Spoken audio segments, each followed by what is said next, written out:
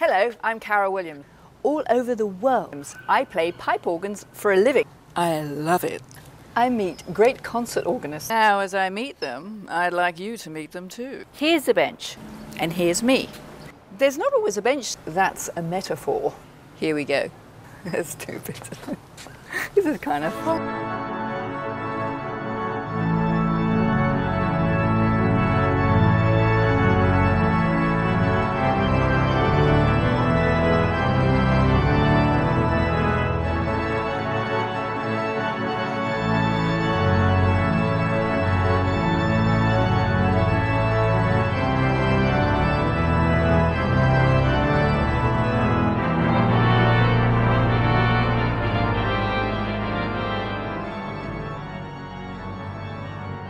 Well, I might ask you what we're going to watch. Great. Because that would be good, wouldn't it? Wonderful. Okay. So we're rolling. We're rolling. Oh, man, okay. Here we go. This is a first for me because on the bench with me this afternoon is not an organist, he's a singer. But he's not just any singer, he is an absolutely amazing singer. Please give me a warm welcome for Andrew Potter. Oh, thank you, Carol. It's very kind of you. You know, when I talk to you, I mean, the first time I heard your voice, I knew immediately that you were a singer. Even before I was introduced to you, your voice is so rich and resonant. Thank you. It's very kind of you. That's actually how I discovered that I was a singer. I kind of came to it late. And my very first voice teacher is Dr. Wayne Coplin. He'll actually be singing here with you this coming Sunday. He overheard me in a hallway at Liberty, yes. and said, "You know, do you sing?" And the rest is kind of history. He cajoled me into taking a few voice lessons, and I fell absolutely in love with it, and so switched from instrumental music to vocal performance. So you're from Lynchburg? I am. I grew up here. My family moved here when I was 11. Yeah. And I've been here. This has been home base ever since. So you went to Liberty. What did you go to Liberty to study? Well, I was originally there as a tuba performance major. Yeah, I know. It's everything low on its end. And then, as I said, I wound up switching to vocal performance. So did you keep the tuba going? No, I didn't. When it came time to switch, it was a full-on switch because most professional opera singers begin quite a bit younger. So I was kind of late to the game. I had come back to school after taking many years off. Okay. And so I was 27 years old. Yeah. So I was a bit behind the 8 ball. And so for me, it was, all right, we're going to stop everything. This is what we're going to do. And I really just kind of jumped in with both feet and been very blessed. So you read music, obviously. Yes. That helps you a lot, I'm sure. Very much Do so. most opera singers read music? Oh, yes. Yeah. The proficiency on the piano is one thing, but all of us obviously have to be able to pick up a score and read through it and know what we're doing. It's very, very rare, nigh impossible to find a professionally singing opera singer that doesn't read music. So when you get a score, say of Mozart or whoever, I mean, how long does it take you to memorize all the libretto? I mean, I have to learn the music of, whatever I'm playing, but you have to learn the libretto as well. How long does that take? Well, to answer your question, we have to be a bit flexible, and it depends on the score. It depends on the language and your fluency in that given language. Obviously, Italian is very familiar to most of us opera singers, since that's where opera originated. Yeah. So we'll pick up a score, and all of us have a different method for going through it. Most of the time, if it's a large role, I like to have several months to really just sink into it, get to know the role, get to know the character, and things like that. But there's the opposite side of the spectrum when things happen. Years ago, I got called in as an emergency fill-in for a bass, and I had 10 days to learn an extremely difficult leading bass role. and sang it up in Washington, D.C. at a small company up there. So it totally depends. Sometimes we get put on what would be considered kind of the spur of the moment. Yeah.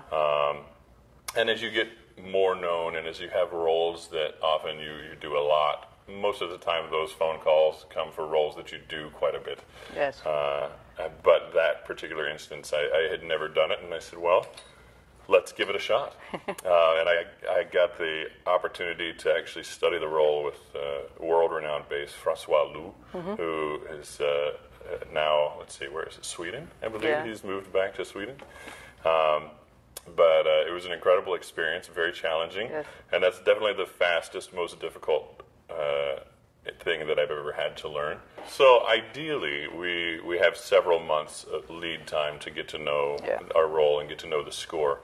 My calendar typically stays booked right about a year in advance. I'm hoping to push that out even further this coming year. We've got some really great opportunities coming up. But I'm booked through next July, so I know what I'm going to be singing throughout the entire year. So I have the time to be in the scores, and most of the time when I'm performing a role, I'm in my own time working on the role that's upcoming. So you're talking about Italian. Do you? I mean, you speak Italian for music. Do you actually speak Italian? I am not fluent in conversational language. Now, some of my colleagues that are, more well-versed than I am and have been in the industry longer, some of them are, you'll find. And our fluency grows. Yeah, I'm sure it does. I sing a lot of German and I sing a lot of Italian, so you start to really recognize some of the language, and it becomes easier and easier to study. Yeah. But personally, no, I'm not completely conversational in any of the languages, but there are a few that are very much home base for me, and I can easily translate it. About how many operas have you sung? Do you know? Wow. Loads. A lot. Yeah. A lot. I've, as with any other opera singer starting out into the performing world, you really begin singing small roles. We call those comprimario roles, or understudying or covering one of the lead singers. So if you count those, wow, I'm probably edging up somewhere close to, I would say I'm edging up somewhere to 60, 70 performances professionally. Yeah. And that's, not counting concert appearances and things like that. We stay I'm very blessed in that I do stay very, very busy. And so coming up, we have my schedule. I think you guys probably have that. Flash it here on the screen. But it's a busy year, right. And so this year alone, if you were to count concerts, there's going to be at least a dozen. Yeah, wow. A dozen different things happening. There's some things that we still have to put ink on the contract before I can put it on the official schedule. Right. So let's take a break a minute. And what are we going to watch you sing? So what did you choose for us to sing? Well, I believe what you all have chosen is the final trio of Mozart's Don Giovanni. Yeah. And this was from Pacific Opera Project just this past spring. I sang the role of Il Commendatore, which is one of my mainstay roles. Right. And this was an incredible performance. Actually, the director is Josh Shaw, somebody who I really enjoy working with. This concept was based on a kind of a mobster's mafia concept. So we have a bunch of gangsters, and the Commendatore has been killed in the very first scene by Don Giovanni, and he is coming back at the very end for his exacted vengeance. This is the one where your makeup, I had to ask you about this. Yes. The makeup where you are covered from head to toe. It looks like you're dead. I mean, it's a horrible thing. I mean, how do you see? Well, this was an interesting experience for me. I spent it's about an hour in the makeup chair. Right. The costumer was a lady named Maggie Green, who is fantastic, amazing costumer out on the West Coast. Yeah. And the suit was made for me and actually Velcroed in the back, so that we kind of just had to like slide it over me and put that together. The real work was from the neck up. Right. So your eyes were closed. No, they had me in whiteout contacts. So, because in this scene, and in this particular opera, the Commendatore comes back as a statue that has come to life. Yeah. And so they turned me into a statue. The face makeup was stone textured and things like that. And then we put in white contacts. And Josh and the lighting designer worked to get the lights just right with a little bit of UV lighting, so that from time to time you could catch the eyes kind of glowing in the light. It was one of the most special performances I've ever been a part of. Absolutely loved it. It looks amazing. Absolutely top amazing. To bottom, it looks like you were. It could have been. Oh, I couldn't say you looked hot, but it must have been. You must have been hot in that. It was very warm, as you can imagine. A fully painted suit that's basically made of cement at that point. Just doesn't really breathe much. So yeah, I think that's what we're going to watch.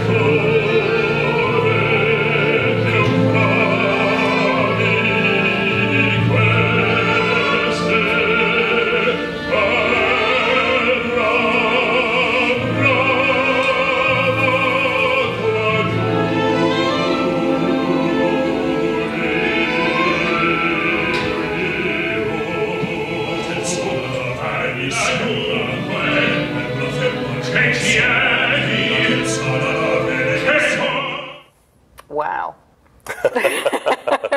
It was a lot of fun. A typical day for you, you probably don't have them, I'm sure, because you're a musician, but for somebody like me, I rehearse a lot on the keyboard, I compose, I do stuff like that, but for the voice, you have to treat it, you know, you cannot go at it for hours and hours. What do you do on a typical day when you're home? My typical day is actually really, really boring. Right before I came here, I was in gym clothes. So my typical day is wake up, I have breakfast, and then the first thing I do is I go to the gym. Yeah. It's very important with the amount of singing that we do, the amount of time on the road, the stress on the body, things like that. Staying in shape and staying fit is something that's very important to me. So the first thing I do is I go to the gym, and then I'll come home. And most of the time in the afternoon, that's when I'm working on my scores and working on stuff that's coming up. There are a few days here and there where we don't sing, just to take a little bit of time off the voice. As you said, it's there's all sorts of varying opinions on how fragile the voice is. It is something that has to be protected. Yeah. But it's certainly less fragile than some would lead to believe. But yesterday, for instance, was a very typical day. I woke up, I went to the gym, I came home, I sang, and I organized my entire repertoire binder for this coming year. Wow. Because we're about to sink our teeth into the brand new opera season. I leave tomorrow.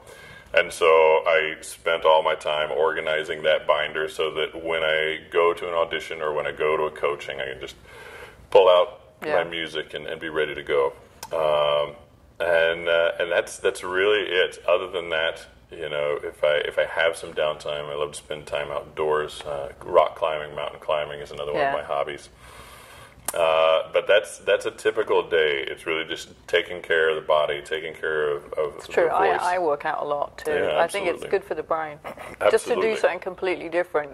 Then when you come back to your work, you focus. Right, absolutely. And for me, because our instrument is so very connected to our air and our support and our body, I find that once I've been to the gym and I've had my weightlifting for the day, when it comes time to warm up and start to sing, the body's ready to perform and sing opera, which, you know, when we first roll out of the bed, a lot of times it's not. Right. Singers hate. I know they hate rehearsing, like 10 o'clock in the morning. Early morning rehearsals, they're not the favorite thing for opera singers. No, they're not. Your wife, Megan. Yes. She is a fine singer. She is a fabulous singer. Look out. Yes. Carrie and I were just chatting a bit ago. She's got some really exciting stuff coming up this year. Our world is one that you play your cards right. You wait for the right time to kind of emerge and make sure that people know that you're there. Yes. And she's got some very exciting stuff coming up. As a matter of fact, we leave tomorrow. We're going to be going to Mansfield, Ohio, singing with the Mid-Ohio Opera. And she has quite a large role in that opera, the role of Ulrika, the fortune teller, kind of a dark and brooding role. It's often a contralto sings it. She's a mezzo-soprano. Yes. And I have quite a small and relaxing role, so I'm going to just go and let her do the heavy lifting while we're in Mid-Ohio. Do you ever sing together? We do, yes. We perform together as often as we can. As a matter of fact, we travel. We travel together when it works out. There are times when, you know, gigs take us in separate directions, of course, but. You know, we'll both be in this opera coming up together, and then she's going to be taking a little bit of a vacation with the family while I go up to Indianapolis for Bohème. Yeah. But she'll be coming up and joining me for the closing week of that. And we stay on the road together a lot, and often it works out so that, you know, when a director finds out that she sings as well, there are companies that enjoy casting us as two different people in the same show. Wow. So. What would your be advice to youngsters, young musicians, singers? We get a lot of students watching the series. What would your advice be to them if they're contemplating becoming a singer? Nobody ever likes my advice on this question, Carol. My advice is, if you can do anything else with your life, do that. And I mean that not because I dislike what I do. I mean that from the standpoint of this career takes everything. It takes absolute dedication to chasing it. So if there's a situation, you know from being a professional musician yourself, there are trying times, and there's very little money, especially in the first decade of your career. Feast or famine, right? Yes, exactly. And it's very stressful. If I could do anything else with my life, I would do something else with my life. But this is absolutely my passion. And so my advice for those that say, well, I'm hell or high water, I'm going to go and be a professional singer, then work harder than anybody else. I mean, that's really what it comes down to. find the right teacher, Yeah. find the right technique, Yes. and work. There's no secret. No, I am there's no a substitute for work. Oh, not at all. No. I am a huge fan of the book The Tipping Point. I don't know if you guys have read it. It's but the idea of 10,000 hours, that it takes 10,000 hours of work to become truly professional at your craft or at your trade. And so for me, when I started singing, you know, again, pretty late in the game, I immediately said, okay, well, I have some catching up to do. So I did spend a lot of time practicing, Yeah. a lot of time working to make up ground. But you know, the old saying, if you do one more thing each day than anybody else, well, then at the end of the week, you're 7 days ahead of your competition. So That's a really good so line. this is it is not an easy life. It is not a glamorous life. But if it is what you love to do, you have to absolutely invest 100%. No, You love one foot in, traveling, one foot obviously. out. I do. I love traveling too. I Yeah. love meeting people. Absolutely. And you can leave them. You know what I mean? You know what I mean? You do a concert, and everybody's nice. That's then right. Then you go away, and it was great. You know. But Absolutely. Stay a place too long, then. That's right. Yeah, you don't wear out your welcome. Is that how they would say that? Actually, yeah.